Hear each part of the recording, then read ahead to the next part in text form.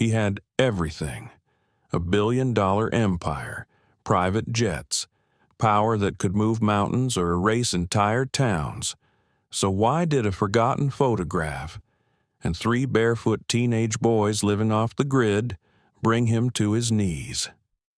This is the story of Grant Caldwell, a ruthless real estate mogul whose name once meant fear in boardrooms and destruction in quiet communities.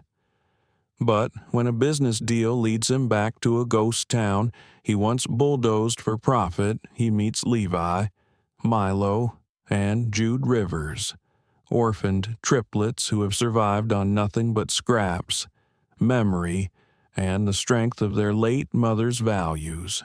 What did their mother leave behind that was powerful enough to break a billionaire's silence? And when the world turns on him, will he choose redemption or retreat? This isn't just a story of guilt or charity. It's about the legacy we leave, the wounds we hide, and the people we never expected to save us. Get ready to witness a transformation shaped not by power, but by quiet courage. If this story moves you, don't forget to like, share, and subscribe. Your support helps bring more voices like these to light. Now, let's begin. The heat was merciless. The New Mexico sun poured over the high desert like molten glass, baking every stone, every leaf, and every inch of exposed skin. It was here, in a narrow canyon surrounded by rust-colored cliffs and wind-gnarled junipers, that Grant Caldwell lay bound to a cracked fence post, his once pristine Navy suit shredded, his silver cufflinks glinting in the dust. His lips were cracked. His wrists bled from nylon rope cutting into fragile skin. His breathing came in slow, shallow gasps. He had no idea how long he'd been there. A day. 2. The buzzards circling above him didn't seem to care, and neither did the world, apparently.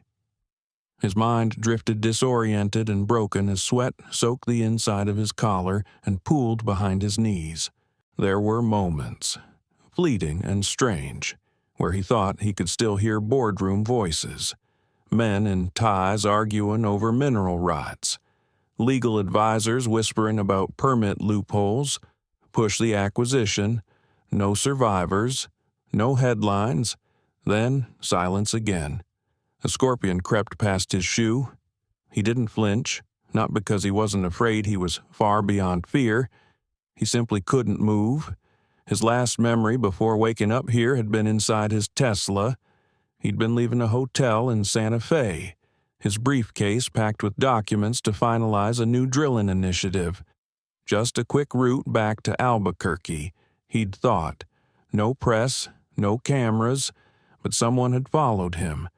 A sudden hand, a cloth over his mouth, then nothing, and now, here, this place, this punishment. His throat burned, his stomach twisted with hunger, his tongue felt like leather behind his teeth. Help, he croaked, but the canyon swallowed his whisper like it had swallowed his pride. Grant Caldwell, chairman and CEO of Caldwell Resource Group, once hailed as one of America's most aggressive visionaries in renewable extraction, was now a discarded husk, roped to a post like a forgotten scarecrow. What a fitting image, he thought bitterly. The man who had built empires from rock and oil was now reduced to dust and silence. He thought of his wife, Samantha. She would be in the garden back home, tending to her lilies without ever wondering why his calls had stopped. He thought of Emerson, their daughter, too absorbed in her nonprofit internships and curated Instagram activism to notice her father had vanished. Then he thought of Dustwood. The name came unbidden. It carved a cold path through the fever of his brain. Dustwood had once been a vibrant little town, nothing fancy, but real. People lived there, loved there, a school, a diner, an old church with a tilted steeple. He had seen pictures in the impact reports, a town of no economic value, except for what lay beneath it: cobalt, rare earth, lithium veins thick enough to shift futures. So, he did what men like him do. He bought the land, used shell LLCs, filed permits in counties 2 over, hired lawyers who knew how to make right look like wrong and wrong look like business. Within 6 months, Dustwood was leveled. No headlines, no resistance, just silence, collateral progress.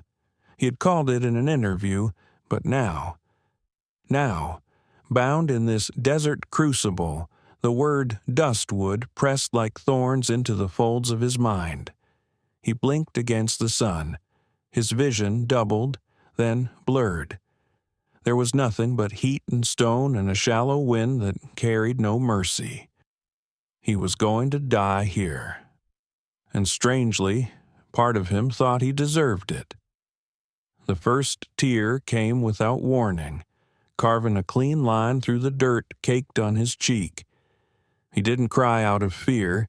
He wasn't afraid of death, not really.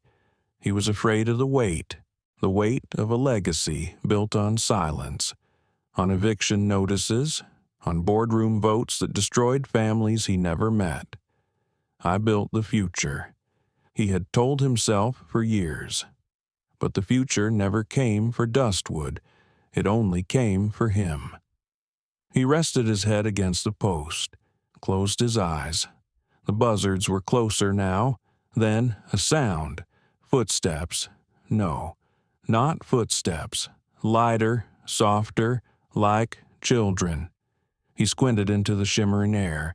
There, on the ridge, above the dry riverbed, 3 small silhouettes appeared, moving slowly, deliberately. They seemed identical in size and posture, like mirages, like echoes. He tried to call out, but only coughed. The figures paused, then began to descend the slope with the cautious grace of wild animals.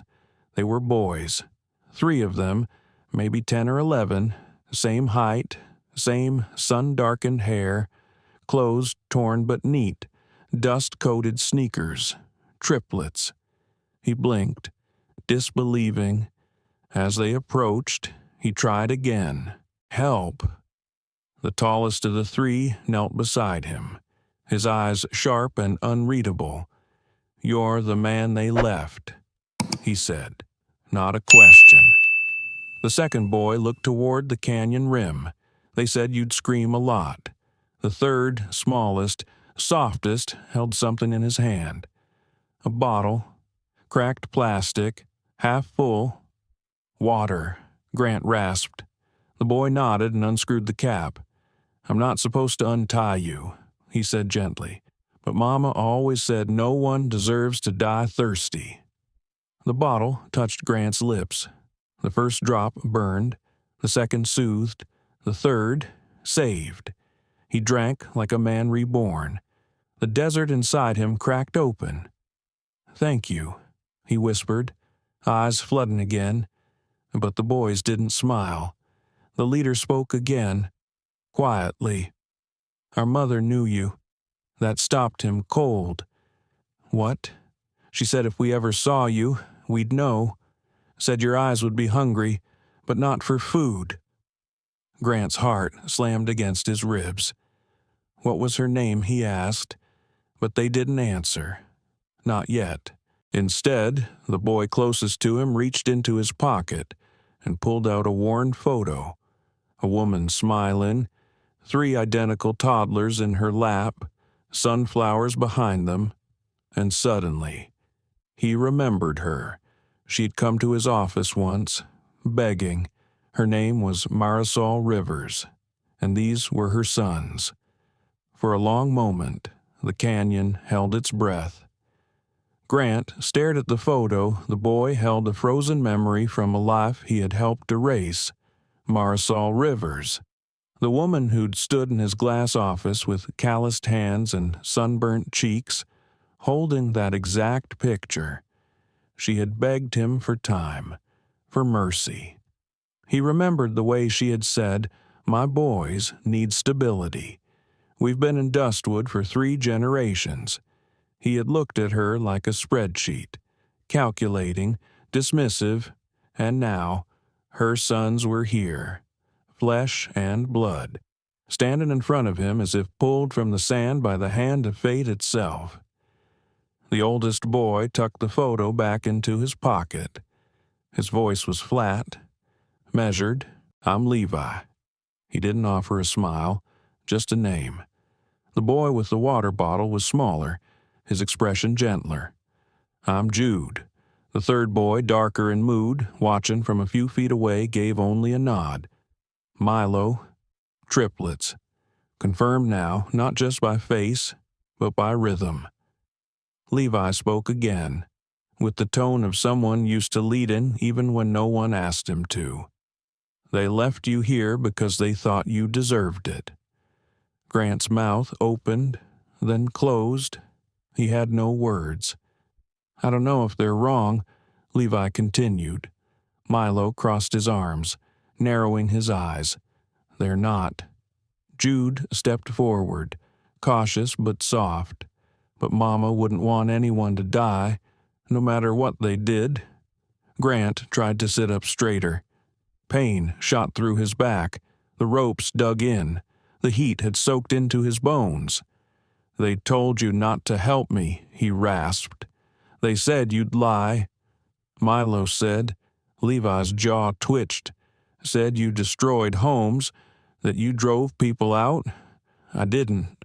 Grant started, then stopped. That wasn't true. He had, not personally, not with his own hands, but his signature had done it. His silence had made it so. Dustwood had been cleared to the ground because of him. "I remember your mother," he said finally. "She came to see me." "She said you never looked at the picture," Jude whispered. "Said you turned away." Grant felt something splinter in his chest. Not bone. Something deeper. She was right, he admitted. Levi looked away, toward the distant horizon. She was a teacher, taught kindergarten. She used to grow sunflowers in our front yard. She made up different bedtime stories for each of us, so we never had to share the same dream. Jude's lips trembled. He blinked fast, trying to hide the emotion. "We lived near the edge of town," Milo added, eyes still fixed on Grant. "You sent letters, then trucks, then machines. I didn't know it was that bad," Grant said, his voice barely audible. Milo didn't respond. He didn't need to. Levi crouched in the dust beside him, his young face shadowed by a wide-brimmed hat far too large for his frame. "You remember her name, but you don't remember what you took. I want to make it right," Grant said weakly. Levi stood. "That's not up to you." The sun shifted. The canyon's heat bent the air. "You hungry?" Jude asked suddenly, breaking the tension. Grant nodded. "I haven't eaten since." "Don't worry about it," Jude interrupted gently. "We'll find something." Milo hesitated. "We shouldn't stay long." "We won't," Levi said, and just like that.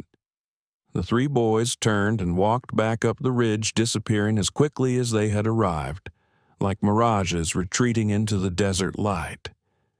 Grant stared after them. He didn't know if they'd come back. He didn't know if they should. He closed his eyes. The quiet returned. But it was different now. Less like punishment. More like penance. He felt the sting of sunburn on his forehead, the rawness of skin rubbed against rope, the throbbing ache behind his eyes, and above it all, a single question repeated itself. Why didn't I listen? He drifted in and out of sleep. Shadows moved across the canyon wall. Time blurred. When the boys returned, it was nearly dusk. They came carrying a threadbare cloth bundle bread, 2 apples, a few strips of dried meat. Not much, Levi said, But it's food. Jude offered water again. Milo hung back. Grant took a bite of the bread, his hands shaking. "Thank you. You say that a lot," Milo muttered, "but it doesn't change anything." Jude looked over. He's trying what Milo snapped. To pretend he didn't cause this, Levi put a hand on his brother's shoulder. "Let him speak." Grant looked at all three. "I don't expect you to forgive me. I don't forgive myself." "Good," Milo replied, "but I need to tell you the truth." Grant continued. "Not the press release, not the legal version, just the real thing." The boys sat near the base of a mesquite tree, their backs against its twisted roots. The desert cooled slightly. A breeze lifted fine dust into the air. "I built my empire tearing places like dustwood apart," Grant said. "I saw land, numbers, resources. I didn't see people. You didn't wanna," Levi corrected. "That's true," Grant admitted. Silence stretched. It wasn't uncomfortable, it was weighty. Then Jude broke it. "You know what Mama used to say? They waited," she said. "The world breaks easy, but people don't have to." Grant swallowed hard. She was right. Levi stood and brushed the dust from his pants. "We'll be back tomorrow. You're not strong enough to walk yet, and we're still deciding what to do. What to do with me." Milo gave a bitter half-smile. "We're not killers. We're kids. Kids who've lived more life than most adults I know," Grant said quietly. Jude nodded. "Because of you." The sky turned amber. The boys started back toward the ridge. "Why are you helping me at all?" Grant called after them. They paused. Jude turned around. "Because Mama said mercy is what separates us from the people who hurt us." Then they disappeared into the shadows again. Morning came without mercy. The first light stretched across the canyon in long, pale fingers dragging warmth behind it like a slow tide. Grant Caldwell stirred against the post, muscles cramping, throat dry once more. The pain hadn't gone away overnight. It had simply reorganized itself, moved from his legs to his ribs, from his skin to his thoughts. He was still tied, still helpless, still not sure if this was justice or karma or something worse. But what haunted him most wasn't the physical state of his body.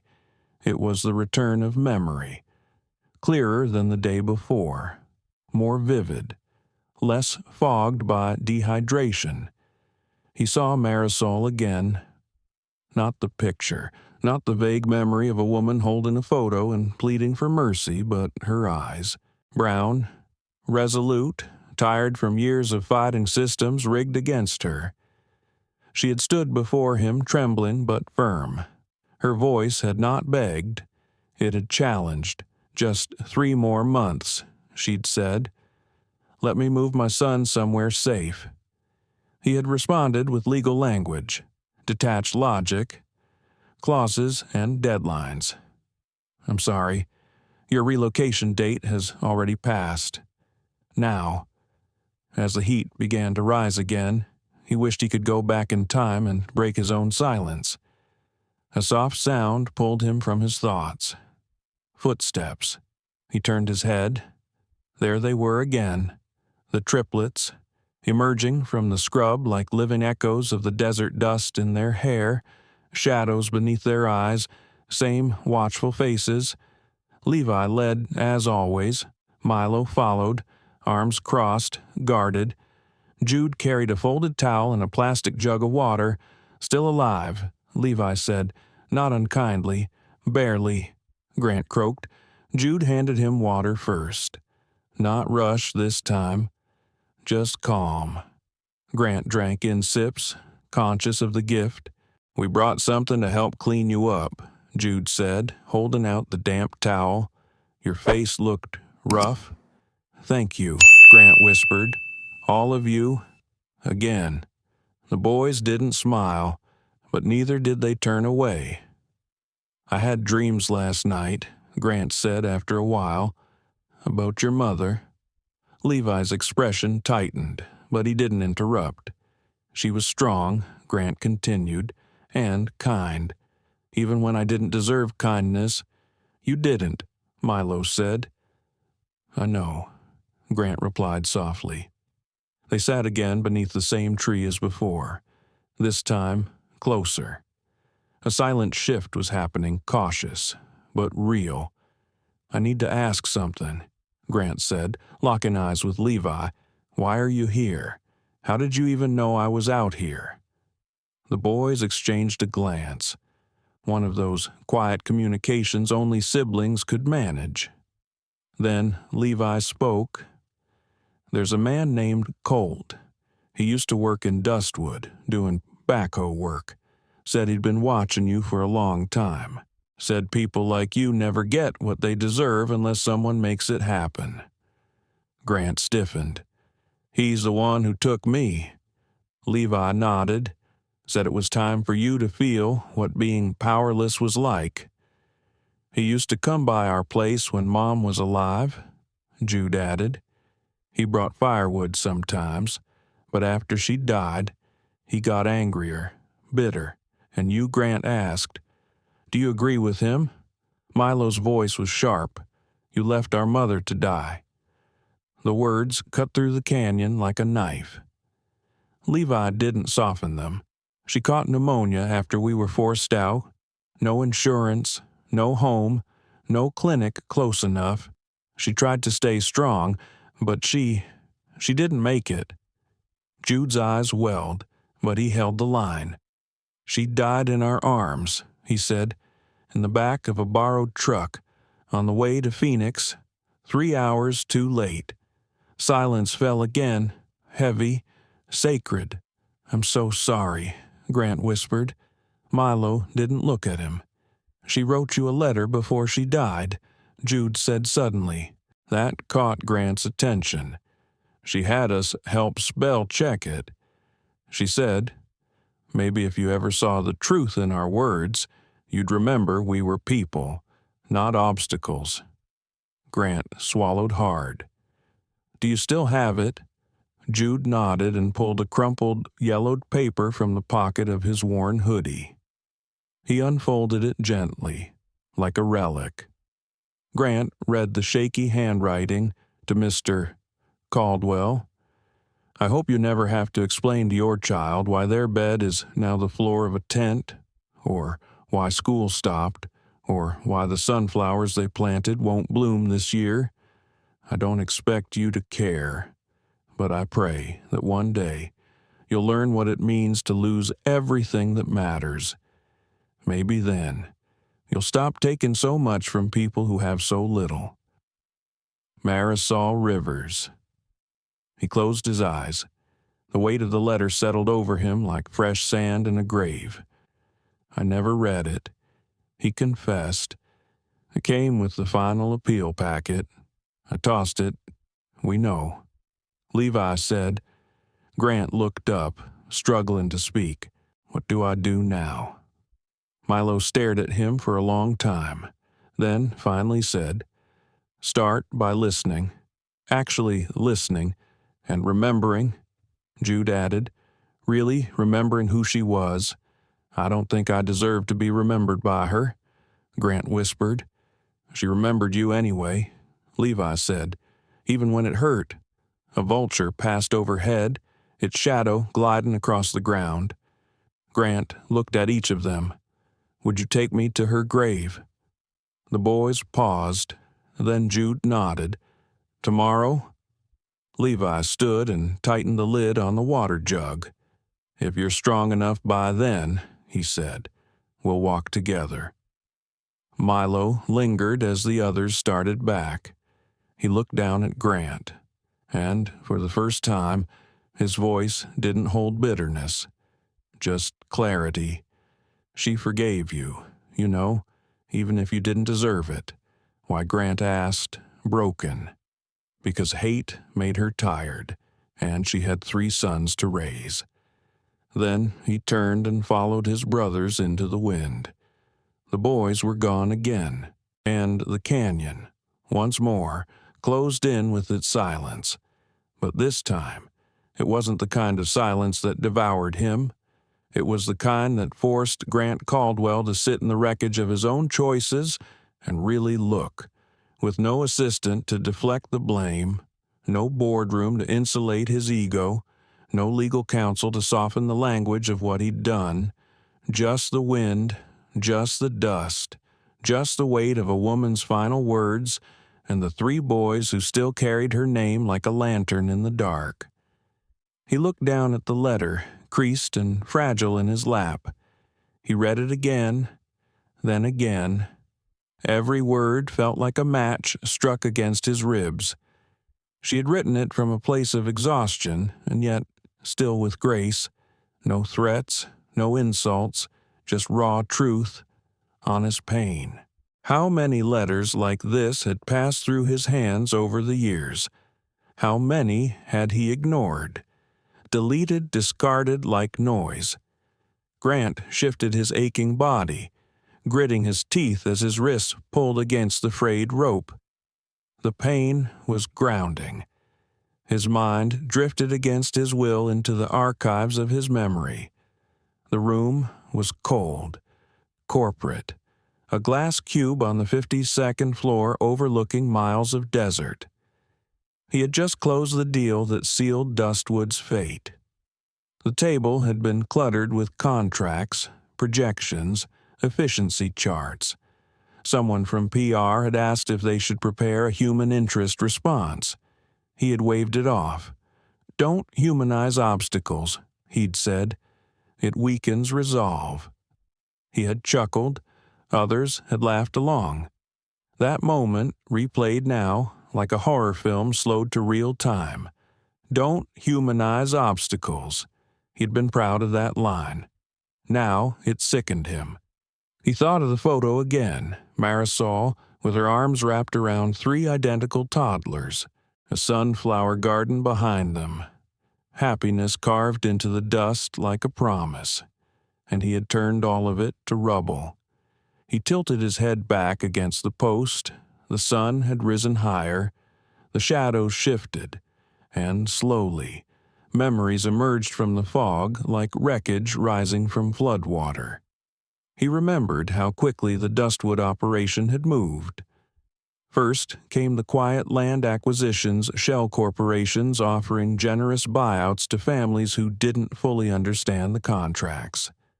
Then the permits expedited under a political favor owed to him by a state senator. Then the demolition crews. They started on the south end. The church went first. The school was razed in a single afternoon. He'd watched the live drone footage from his penthouse, and not once had he considered who might be watching from a distance. Mothers covering their children's eyes, elders standing helpless on the hill, people grieving before the dust had even settled. Now those images burned into his skull. He saw children sitting on folded blankets in tent cities. He saw fathers too proud to cry but too tired to fight. He saw a teacher, Marisol, writing lessons in a spiral notebook under a tarp, teaching her boys math and resilience in the same breath. Also, he could shave 0.6% off the extraction overhead. He squeezed his eyes shut. "God," he whispered into the canyon, voice trembling, "what have I done?" A gust of wind answered, dry, dismissive, like the kind of response he used to give to people like Marisol. He didn't know how long he sat there. An hour, maybe 2. Long enough for the regret to morph into something harder, heavier. He didn't want to be remembered for the man who signed the contracts. He didn't want his legacy to end in numbers. He wanted to rebuild what he had broken. But could you rebuild a ghost town? Could you resurrect a graveyard of decisions and pretend you deserved forgiveness? He didn't think so. And yet, the boys had come back. Twice now, they'd offered water, food, and something far more dangerous, hope. He heard a noise, soft, rhythmic, the sound of tires on gravel, a truck. He turned his head sharply, pulse racing, not the boys, not their soft sneakers or careful silence. This was heavier, engine-powered. He watched as an old pickup crested the hill. It stopped 20 feet away. Dust swirled around its tires. Out stepped Colt. Thick beard, worn boots, denim jacket faded from too many summers. His hands were calloused, his eyes burned. "Well," Colt said, voice flat. "Still breathing." Grant didn't respond. Colt approached slowly, then knelt in front of him, elbows on his knees. "You look smaller now," he said. "I probably am," Grant croaked. Colt let out a dry laugh. "I never planned to kill you, if that's what you're wondering." Grant looked at him, then why Colt's expression tightened. "Because I wanted you to feel it, just for once. The helplessness, the silence, the taste of being forgotten. Same as you gave to us." "I do feel it," Grant said quietly. "Every second." Colt nodded. "Good." Then he stood, brushing the dirt from his jeans. "You'll be untied soon. Don't worry." Grant blinked. "Why now?" "The boys," Colt said simply. "They said you're different." He almost seemed annoyed. "They think you're worth saving." "Do you?" Grant asked. Colt looked at him for a long, long time. "No," he said. "But I trust them more than I trust myself these days." He walked back to the truck and drove off without another word, and Grant sat, stunned. The boys had intervened. 3 children he had orphaned had rescued him again. He leaned his head forward, forehead resting against the post. He wasn't just ashamed, he was terrified, because now he had to live with the knowledge and somehow do something about it. The next morning, the ropes were gone. Grant didn't know when it had happened.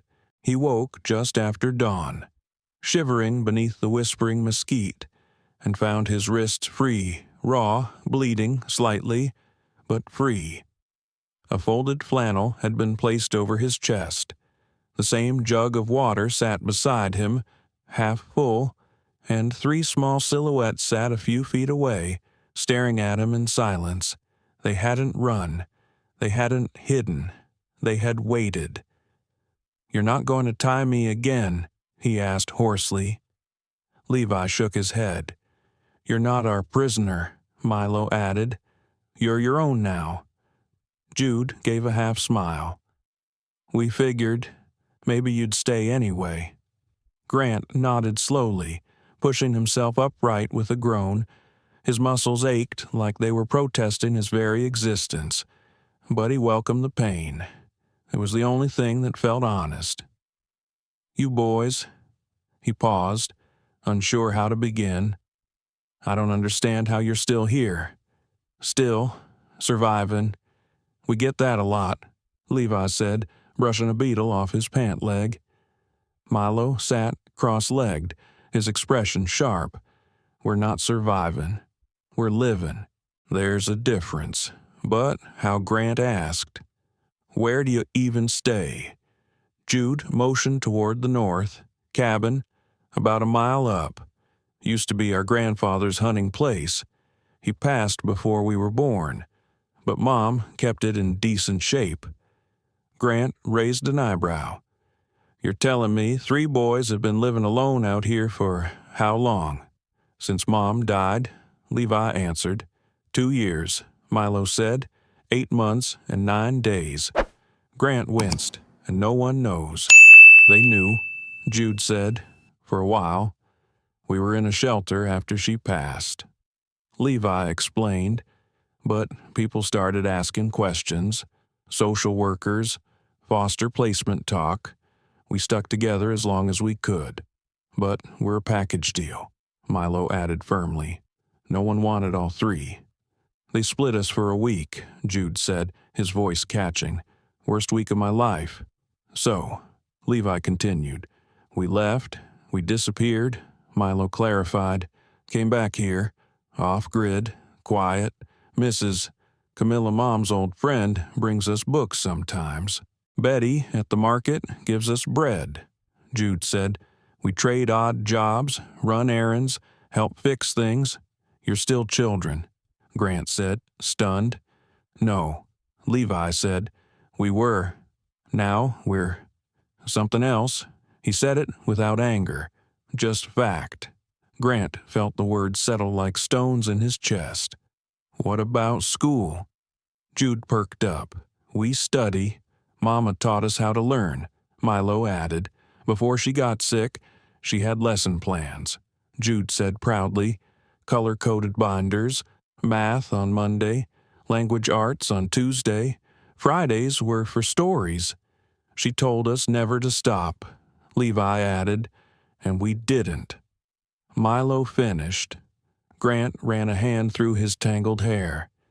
You shouldn't have to be doing any of this. Shouldn't, Levi echoed, but here we are. He stood and walked a few paces, kicking a rock gently aside. You think people came looking for us after Dustwood was gone, he asked. The town was erased. No headlines. No one cared. I should have cared, Grant whispered. Levi turned to him. You didn't even know us. Exactly, Grant replied, voice shaking. And that's the problem. The morning wind stirred between them, scattering fine sand across the dry earth. We didn't ask to be here, Milo said, but we've made it ours. We built shelves, Jude added, collected books, made Mama's recipes when we could. We had to grow up fast, Levi said, and we're still growing. Milo added, You're remarkable, Grant said. No, Levi corrected, we're just trying not to disappear. A long silence followed. Then Grant asked softly, Do you remember the day? The machines came. All three boys turned to him. Jude answered first. Mom told us to pack a bag, just one. She said we'd go stay with Mrs. Camilla for a few days. Milo said. She didn't cry. Levi added, Not until after. When the church bell came down, she started shaking. She made us look away. She covered our ears, Jude whispered, but we still heard everything. And where were you? Milo asked suddenly. Grant couldn't lie. In an air-conditioned SUV, with tinted windows, watching the project launch, Milo's jaw clenched. Jude looked down at the dirt. Levi just nodded. That sounds right. I was wrong, Grant said. In every way that matters, you were. Levi agreed. But now you're here, Jude said. That has to mean something. Grant swallowed the lump in his throat. I want it to. We don't need your guilt, Milo said bluntly, or your charity. I know. We need a future. Levi said. I want to help you build one, Grant replied. If you'll let me. Levi studied him, hard, then gave a small nod. We'll see. The sun rose higher. The boys stood, brushing dirt from their hands. You strong enough to walk yet? Levi asked. I think so. Good, Jude said with a soft smile. Then let's go. Where Milo glanced over to see Mom, and so Grant Caldwell, once a man of marble lobbies and private jets, rose slowly to his feet, knees stiff, ribs aching, and began to follow three barefoot boys across the wild desert. He had come here to take. Now, for the first time in his life, he was learning how to follow. The walk to the cabin took longer than Grant expected. Every step reminded him how weak he'd become.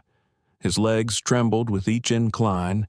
His ribs protested every breath. But the boys didn't rush him. They didn't wait either.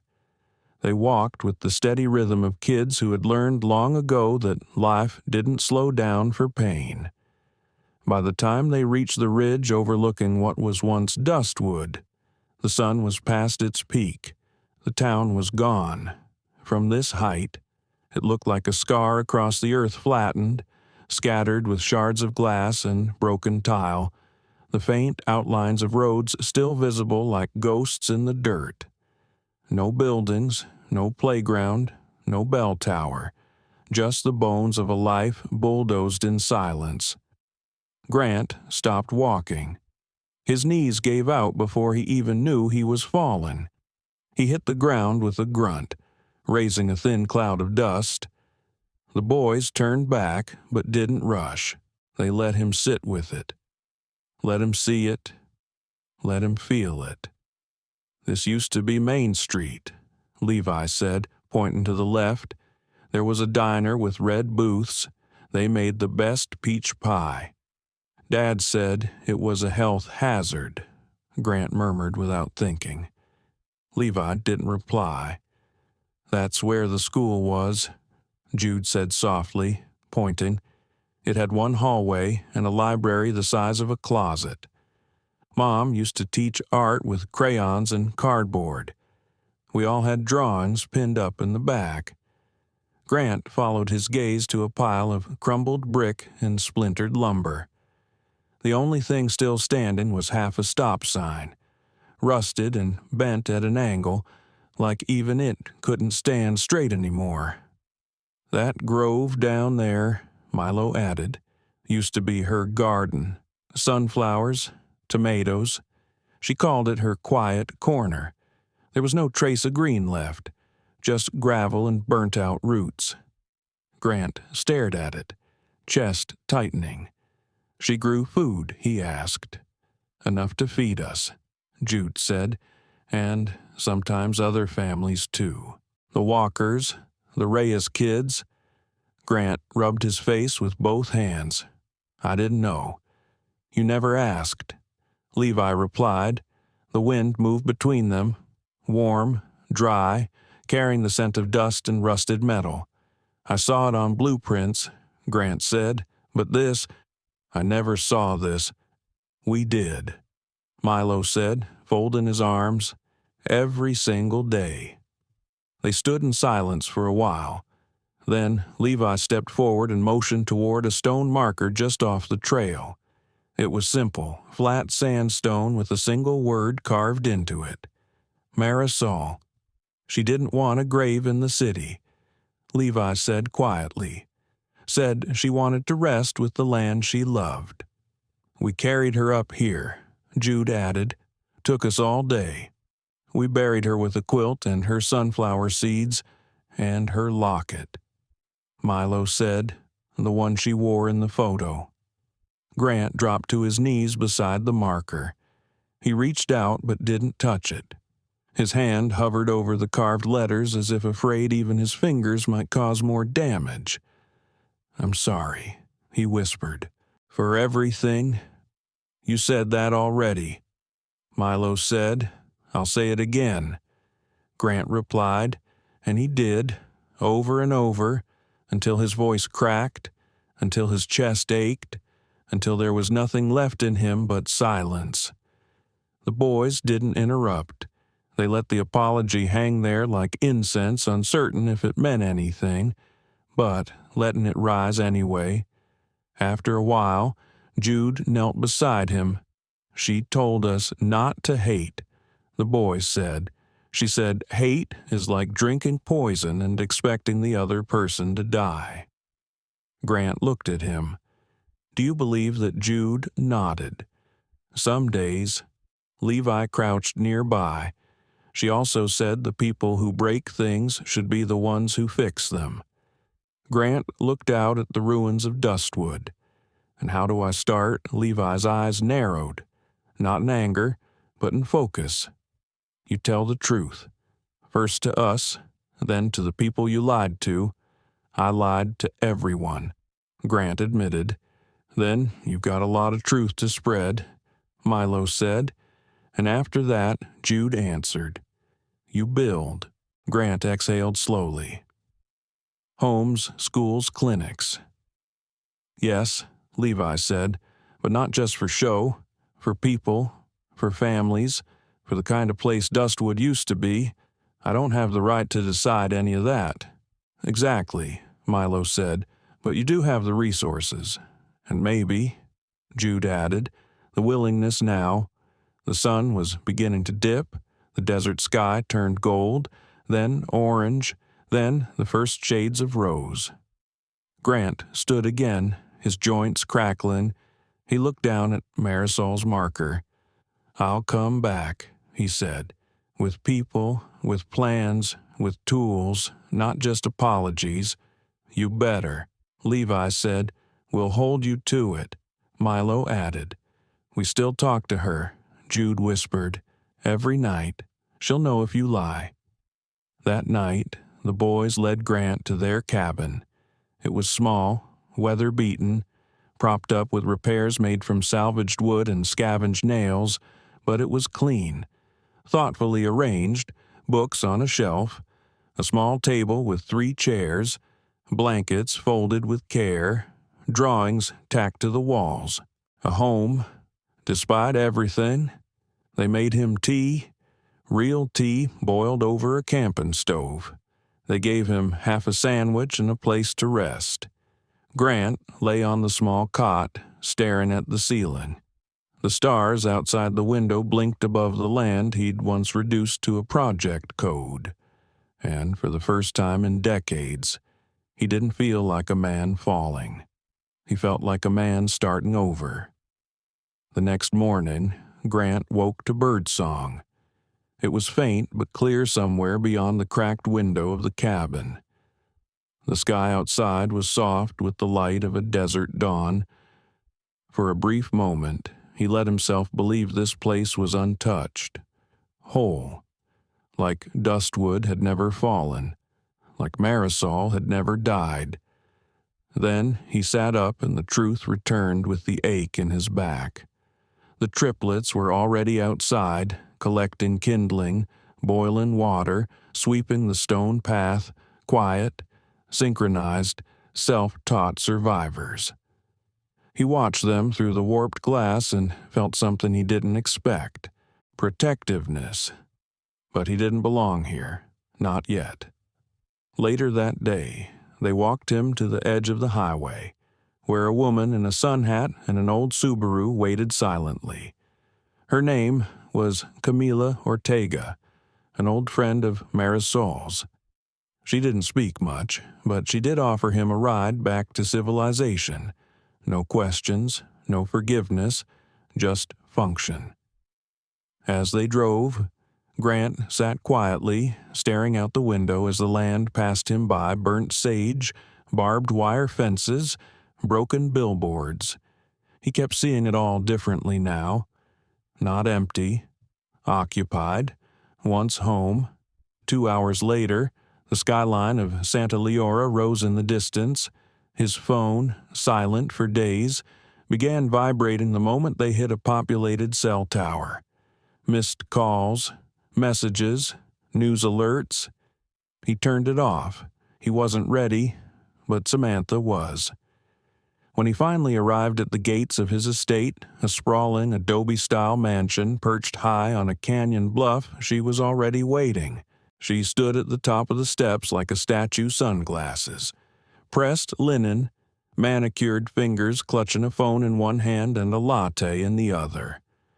"Where have you been?" she snapped the moment he stepped out of the car. Grant didn't answer right away. He looked up at the house at the wide windows and curated landscaping and the fountain that cost more than Dustwood's entire library had once been worth. Then, back to her. "Out there," he said simply. "Where the real world lives." Her mouth tightened. "You missed the quarterly call. The board is furious. Our legal team thought you'd been kidnapped. Emerson thought you were dead." "Good," he muttered. What he walked past her. She followed. Inside. The house was museum silent, polished, chilly. Grant paused in the marble foyer, looking at the framed photos on the wall, award ceremonies, golf tournaments, a family photo from 3 years ago, each of them smiling but distant like actors mid-performance. He turned toward the living room and found his daughter waiting.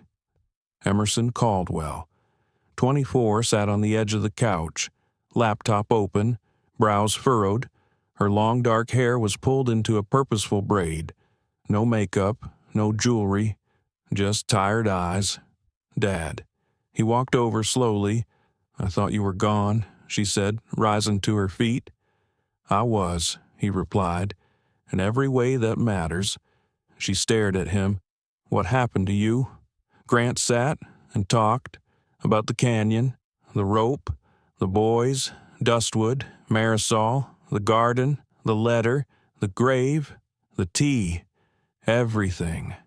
Samantha listened from the doorway, arms crossed so tightly her knuckles whitened. "You're telling us 3 children saved your life," she scoffed. "They did more than that," Grant said. "They changed it." He turned to Emerson. "You remember Dustwood?" She frowned. "Wasn't that the town you redeveloped into a cobalt extraction site?" "No," he said gently. "It was the town I erased." Emerson sat back down. Samantha walked forward now, her voice a warning. "You're not seriously considering doing something reckless because of some guilt trip, are you?" "I'm considering doing something right," he replied. "We could be sued," she said. "You could lose everything. Maybe I should—" "No." Her voice was ice now. "Not when I've worked just as hard to maintain this name, this status, this life, for what he asked." She didn't answer. Emerson spoke instead. "What do you want to do?" "Dad." He looked at her. Really looked at her, the way he used to look at people like rows on a spreadsheet. But now he saw her as someone trying, searching. "I want to rebuild Dustwood," he said. "Not the name, the soul, the people, the community." "Why now?" Emerson asked. "Because I saw what I destroyed," he said, "and the ones who still live in the ashes." He opened his phone, pulled up the picture Jude had given him, the one of Marisol, laughing in the garden with 3 identical toddlers. He handed it to her. Emerson stared at it for a long time. Then she looked at him. "I want to meet them." Samantha threw up her hands. "Oh, for God's sake, no," Emerson said, cutting her off.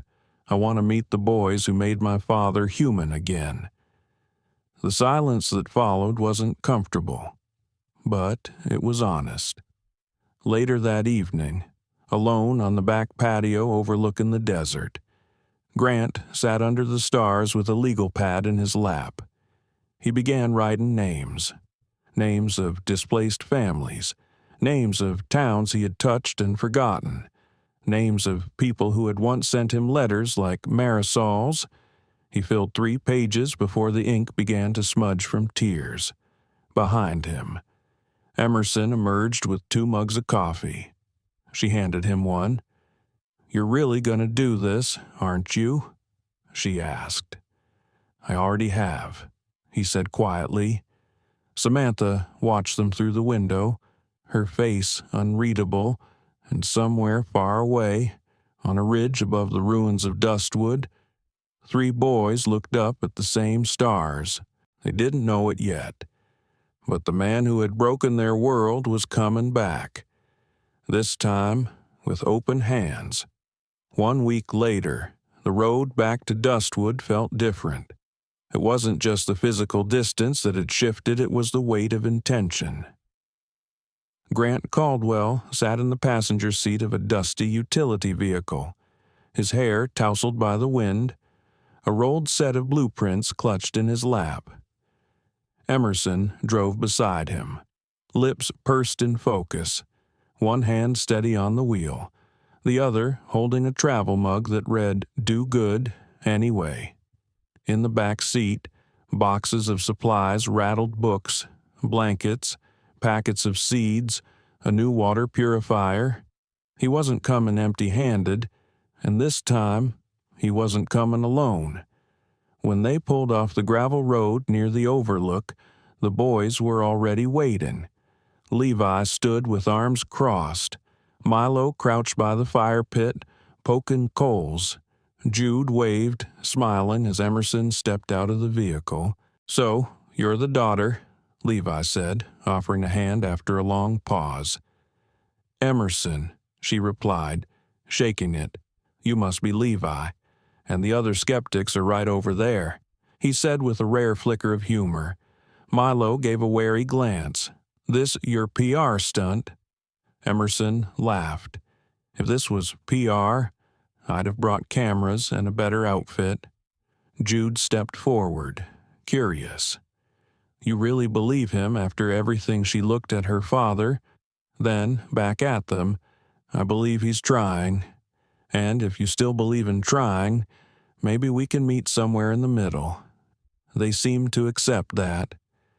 Grant reached into the back of the truck and lifted the box of supplies. "I didn't know what you needed, so I brought a little of everything." "Books?" Jude asked, his voice lighting up. "Math, literature, even some graphic novels," Grant said. "Thank God." Jude grinned. "I've reread Hatchet 9 times. Emerson handed over a smaller box. Science kits, solar lamp kits, writing pads, art supplies. Milo looked inside. "Where'd you even find this stuff? I started a campaign," she said. "Quiet, focused, one post, a few donors. Some people remember Dustwood, some just hate corporate greed. Either way, they gave." Levi arched a brow. "No hashtags, no noise," she said. "Only progress." Grant nodded toward the cabin. "Mind if we come inside?" Nothing had changed since his last visit. It was still humble, patched together, and beautiful in its resilience. But now it felt fuller. Emerson moved easily among the boys, asking questions, listening, laughing. Grant stayed quiet. Then he unrolled the blueprints across the table. "What's this?" Levi asked, stepping closer. "My apology," Grant said. "On the paper, new homes. Simple but solid. Off-grid capability. Rain collection systems. A community center. A single-room schoolhouse. Medical outpost. Even a small greenhouse for year-round planting. I hired a different kind of architect," he said. "One who doesn't build for profit. One who builds for permanence." "Where?" Milo asked. Grant pointed at the map. "Just north of the old Dustwood site. Land's still in trust. I reacquired it, quietly." Jude traced the outlines with his finger. "You remembered the orchard. I saw it," Grant said. "I want to replant it."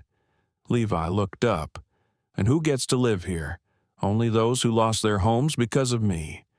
Grant answered. "That's non-negotiable." They were quiet for a while. Then Levi folded his arms. "And what about when the cameras come? When the articles start calling it the Caldwell Redemption Tour?" Grant shook his head. "This won't have my name on it." "Then what will it be called?" Jude asked. Grant hesitated, then looked at them. "Rivers Crossing." Milo blinked. "What your mother carried people through hard times," he said. "She taught, fed, fought, and forgave. That name, Rivers, means something." The room was silent. Then Jude wiped his eyes. "I think she'd like that," he whispered. Outside, the wind had picked up, stirring the dust in long, sweeping arcs across the ridge. Later, they walked together through the remains of Dustwood, now overgrown with wild scrub and thorn. Emerson stopped to take a photo of a shattered porch step where a child's hopscotch grid had been faintly scratched into the cement. She really believed in this place, she said quietly. She didn't believe in places. Levi replied. She believed in people. Then we'll rebuild it, Emerson said, in her name, for all of them. That night, they lit a small fire. They shared canned soup, dry bread, and a bottle of orange soda. Emerson had insisted on picking up for morale. As the stars rose, the boys told stories about their mother, about the garden, about how Jude once tried to raise a baby jackrabbit in a shoebox and cried for a week when it hopped away. Emerson laughed until she cried, and Grant listened. For once, not to respond, not to strategize, just to understand. Before bed, Levi stepped outside with Grant. The canyon air was cold now. Still, "You really going to do it?" Levi asked. See this through. Grant looked up at the stars. "I can't undo what I did," he said, "but I can build something better. With you, with Emerson, with whoever still believes something good can grow here." Levi stared at him for a long time, then gave a single nod. "If you lie to us again, we'll know." "I know," Grant said. Then he offered his hand. And, for the first time, Levi took it. They never saw the fire coming, not the one in the canyon, the one online. It started small, a leaked drone photo of the rebuilding site, then an anonymous blog post accusing Grant Caldwell of manipulating a sob story to distract from past corporate abuses. Then the headlines: Billionaire's Guilt Project, Too Late to Matter, Rivers Crossing, Rebranding or Redemption. Why one family isn't buying Grant Caldwell's second act. Within 72 hours, the media storm hit like a dust devil wild, fast and merciless. By day 4, Emerson's inbox had over 2,000 unread messages. By day 5, someone spray-painted liar on the foundation stones of the first cabin frame. Grant stood at the site that morning, staring at the crimson letters streaking down the pale brick. His hands trembled. Milo stood beside him, arms crossed. "You knew this would happen," Milo said coldly. "I thought the work would speak for itself," Grant whispered. Levi came over from the truck, holding a trowel. The work never speaks until the shouting dies down. "I should have prepared better," Emerson said, coming up from the ridge with her phone still buzzing in her hand. "I should have locked our page, filtered comments, secured the donor files." "It's not your fault," Grant said. "It's mine." He crouched and began to scrub the brick with a damp cloth, but the red wouldn't come out. And that's when the panic started. He hadn't felt it in years, not since the early days of his company, when a missed deal could mean losing it all. But this was worse, because this time it wasn't about loss, it was about legacy, and he wasn't sure if his was worth saving. That night, back at the cabin, he didn't eat, didn't speak, just sat outside on a folding chair, staring at the dark horizon as wind whispered through dry mesquite branches.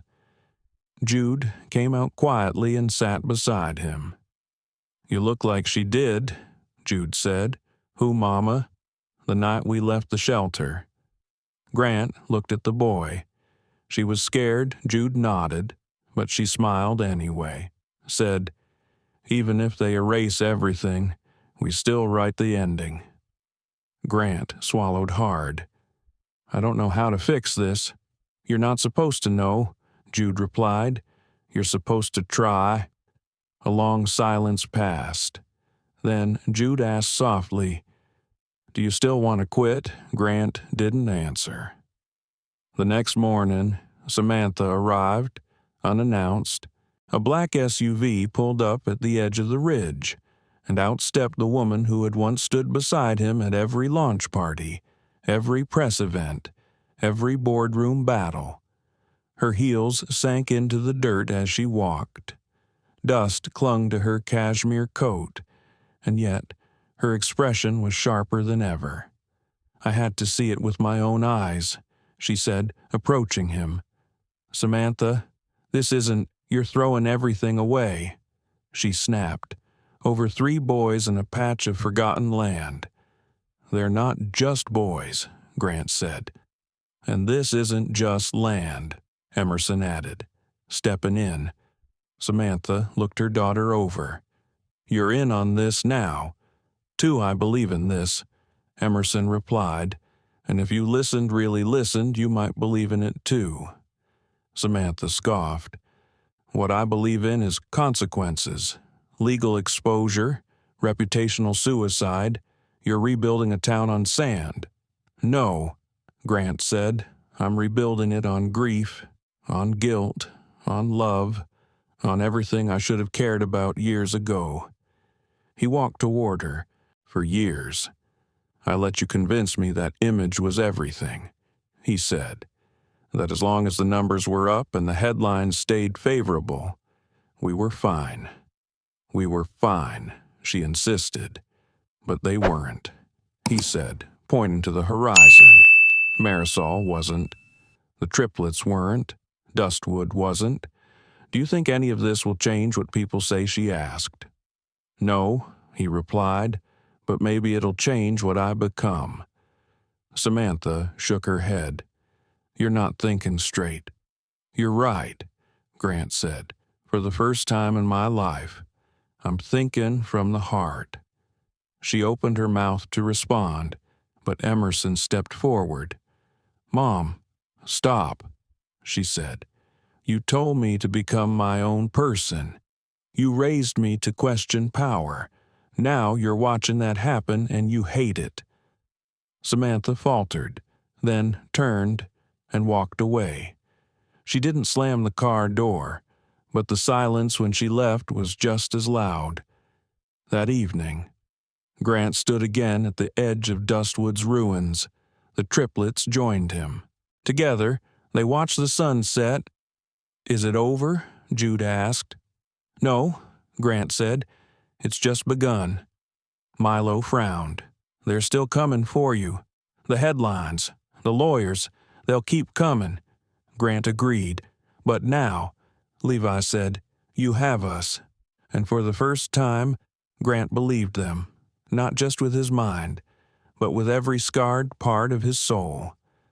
The sun rose over Dustwood like it had somewhere to be. Golden light swept across the canyon, warming the new foundations laid down by volunteers and neighbors who had begun to trickle back after hearing whispers of hope. For the first time in over a decade, the ridge buzzed with life. Children's voices, hammers echoing off stone, the clatter of nails, wood, and laughter. It was Dustwood Day, a name Emerson had coined for the community's first official volunteer gathering. No press, no stage, just an open call. Anyone who remembered the old town, or believed in second chances, was welcome. And they came, a former Dustwood school teacher from 3 counties away.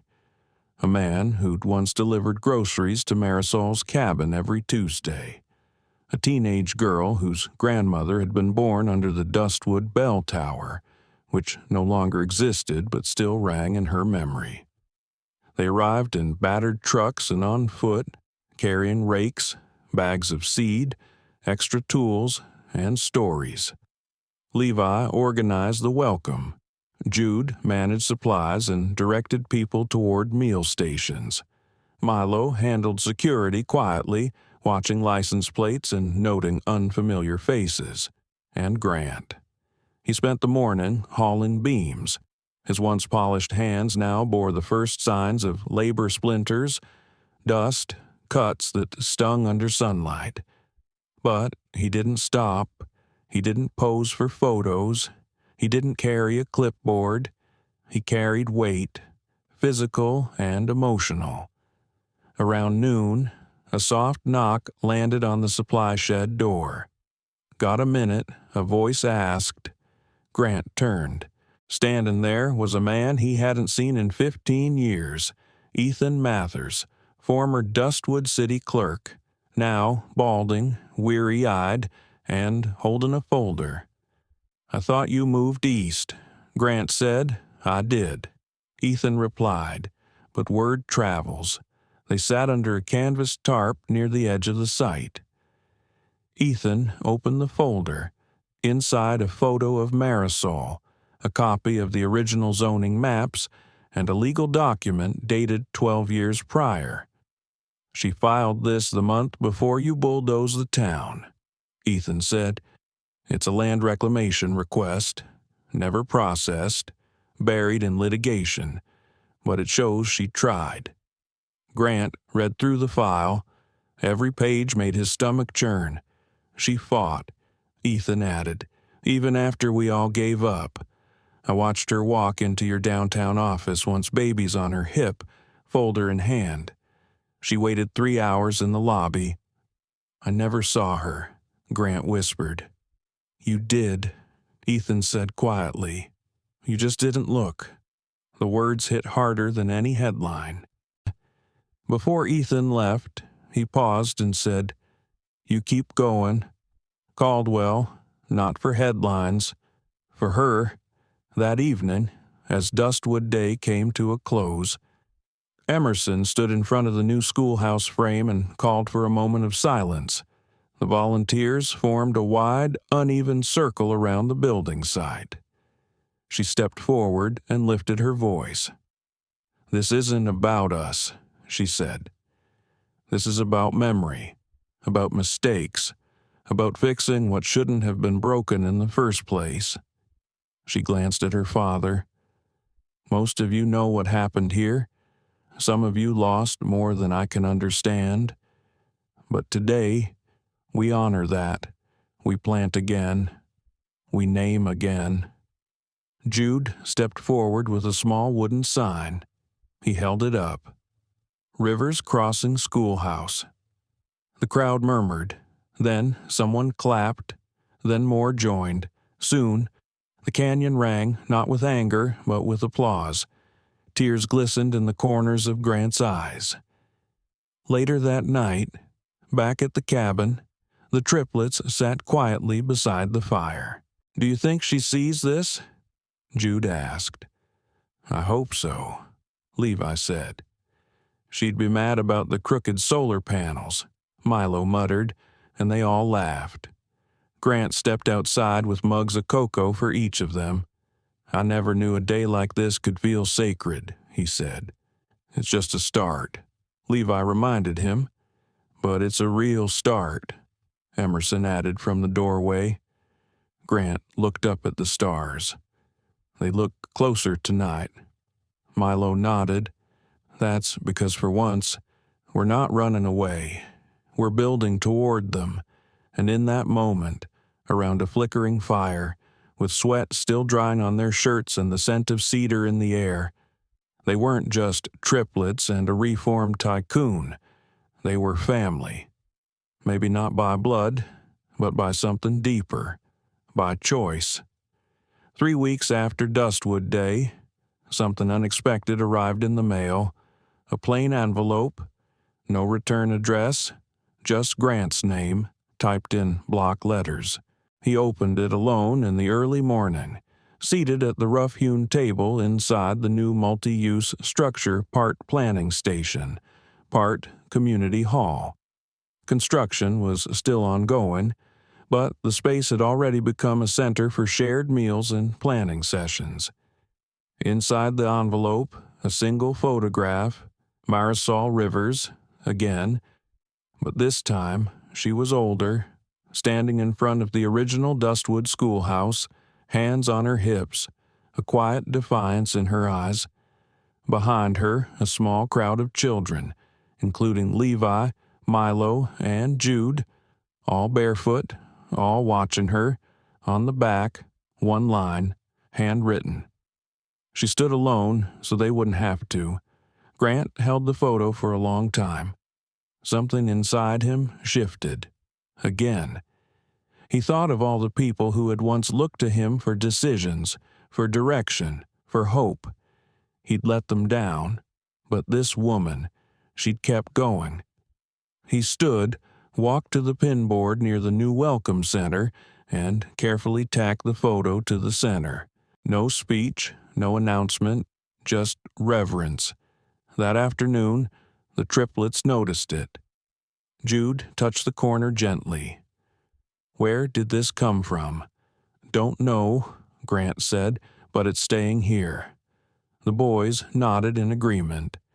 That evening, Emerson sat across from her father, scribbling notes for an upcoming town meeting. "We've got 15 applications for housing," she said. 3 from single moms, 2 from veterans, and 1 woman who said her father was born right where we poured the new foundation slab. Grant smiled. "That one's getting in." "Thought so," Emerson said. Then she looked at him. "How are you holding up?" He paused, somewhere between exhausted and alive. She leaned back, arms crossed loosely. "It's weird." "What is seeing you like this?" "Present, grounded." He chuckled softly. "I forgot how much better the ground feels than the pedestal." She smiled. "Well, Dustwood's not going to put you back on one." "Good," he said. "I'd rather be part of the bricks." Levi entered with Milo, carrying buckets of soil samples.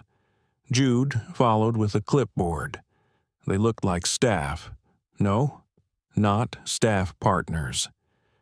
"We've been thinking," Levi said, placing the bucket down.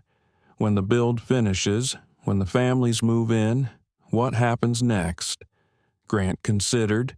"We keep going, not just building," Jude said. "Living." Milo spoke up. "Community doesn't run on guilt. It runs on presence." Grant nodded. "You're right. We want to form a council," Levi said. "Residents only.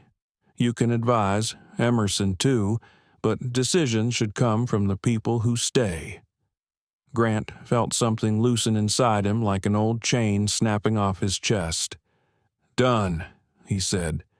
"You don't need my permission. You just have my support." That night, they crafted the charter. Around the fire, 4 teenagers, 1 redeemed man, and a woman's memory flickering between them like flame. At sunrise, Emerson walked the trail alone to the overlook above what was once the heart of Dustwood. Now, small homes stood there, timber and adobe, solar-paneled roofs, water collection tanks. She sat on a rock and pulled out a letter. It was addressed to Grant Caldwell, but she'd opened it earlier by accident, thinking it was one of her reports. Now, she reread it. "Dear Mr. Caldwell, you don't know me, but I knew her. I knew Marisol. We grew up together, ran barefoot through Dustwood when it still had color and music and fireflies. I left after high school. She stayed, because she believed. I thought she was naive. Turns out, she was braver than all of us. Thank you for listening to her voice too late for her. Maybe, but not too late for what she left behind. Tell the boys their mother saved more than a town. She saved what's still possible in this world. Sincerely." Marta Henley Emerson folded the letter slowly, then looked out across the land and whispered, "We're going to keep going." Marisol, behind her. Footsteps crunched on gravel. It was Grant. He sat beside her. "Letter?" he asked. She handed it over. He read it in silence, then placed it over his heart and closed his eyes. "You okay?" Emerson asked. "No," he said softly. "But maybe that's the point. Maybe staying a little broken keeps us honest." They sat that way for a long time. No speeches, no camera crews, just 2 people, changed, watching a new town rise from dust. The wind was fierce that night, not angry, but alive. It howled down the canyon, sweeping over rooftops, rustling tarps, setting wind chimes clinking across the new homes of Rivers Crossing.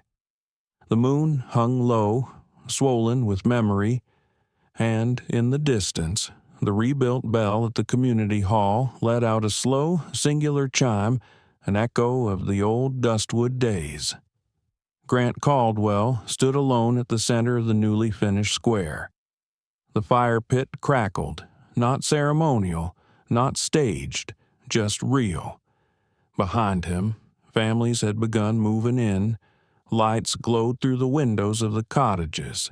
Laughter rang out from the communal kitchen. And in one corner, Levi and Milo were arguing over the best place to plant more mesquite for shade, while Jude sketched a mural outline on the side of the schoolhouse. Grant watched it all, took it in, breathed, then, slowly, he removed a small tin box from his coat pocket. He hadn't opened it in years. Inside were items he'd once called sentimental tokens of ego, not meaning: a custom pen from his company's IPO, a broken cufflink from a Forbes gala, a worn leather tag from the first $1 million property he ever acquired. But underneath it all was something else. Marisol's original letter, the one he'd pretended never arrived. He unfolded it gently, hands trembling. "Mr. Caldwell, I know what you're doing. I know you have every right, every legal document, every silent signature. But I also know you know what this place is. It's not just land. It's language and history, and children who still dream under the stars you've forgotten how to see. I don't expect you to stop, but I hope someday you'll remember what it feels like to build something that doesn't benefit you. That's the only thing that lasts. Marisol Rivers." His throat tightened. He looked up at the mural Jude was painting. It was of Marisol, holding a watering can, pouring into a sprouting tree that bent protectively over 3 small children. The boys hadn't asked for permission to paint it, and Grant hadn't stopped them. He folded the letter and returned it to the tin. Then he tossed the cufflink into the fire, and the IPO pen, and the leather tag. He watched them curl, blacken, vanish into flame, not to forget, but to free. A few moments later, Emerson joined him. She sat beside him on the bench, holding 2 mugs of herbal tea. Camilla dropped off another donation. She said, more seeds, some storybooks, and a handwritten recipe for Marisol's lentil stew. Grant chuckled softly. "Your mom made that once. Said it tasted like hope." Emerson smiled. "Smells like garlic and stubbornness." They sipped quietly. After a while, she asked, "So what now?" He considered. "I don't think redemption is something you reach," he said. "I think it's something you walk with. Like a limp, like a shadow," he said. "It stays with you, keeps you aware, keeps you honest." She nodded slowly. "I can live with that." A few hours later, as the stars rose over the canyon, the Triplets called a small meeting in the schoolhouse. Just a dozen people sat on crates and folding chairs, new residents, volunteers, elders, and Emerson with her notepad. Jude stood at the front, his voice calm but clear. "We've been given something rare," he began. "Not charity, not guilt, not pity. A chance." He glanced at his brothers, and we all know chances can be taken back, or wasted, or turned into someone else's spotlight. The room murmured, "But we're not doing that." He continued, "We're going to protect this, grow this, share this." He held up a key. "This is to the council office. It stays here, with us, with the people." He walked it over to a woman named Lena. one of the single mothers who had moved into a corner house 2 days earlier. She gasped. You stood up at Dustwood Day and told the story of losing your home with your daughter inside. Jude said, "You didn't ask for sympathy. You asked to build." She took the key. Tears welled in her eyes, and just like that, a new era of leadership began. Grant didn't speak that night. He didn't need to. He sat in the back, hands folded, heart full. The past was still his, but now, so was the present and the future. It belonged to River's Crossing, not as a memory of ruin, but as a living truth, a place where broken things were not thrown away, but replanted and grown. Not all heroes wear uniforms. Some come barefoot, carrying only memory, silence, and the weight of everything they've lost. In a world that often turns its back on the homeless, the forgotten, and the voiceless, 3 boys reminded us that dignity doesn't come from wealth, but from the courage to protect what matters. Grant Caldwell had the world at his feet, but it took 3 abandoned sons and the legacy of a mother who never gave up to teach him what it meant to truly build something. Not for profit, not for headlines, but for healing. This story is more than redemption. It's a mirror held to all of us asking, who gets forgotten when profit speaks louder than people? And what kind of world do we rebuild when we finally start listening? If this story moved you, if it reminded you that kindness still matters, that rebuilding is possible, and that every voice deserves to be heard, then like, share, and subscribe to our channel. Drop us a comment. What part of this story stayed with you the most? And don't forget, more stories are coming. Stories that matter, stories that speak. Until then, keep your heart open and your eyes on those the world too often overlooks.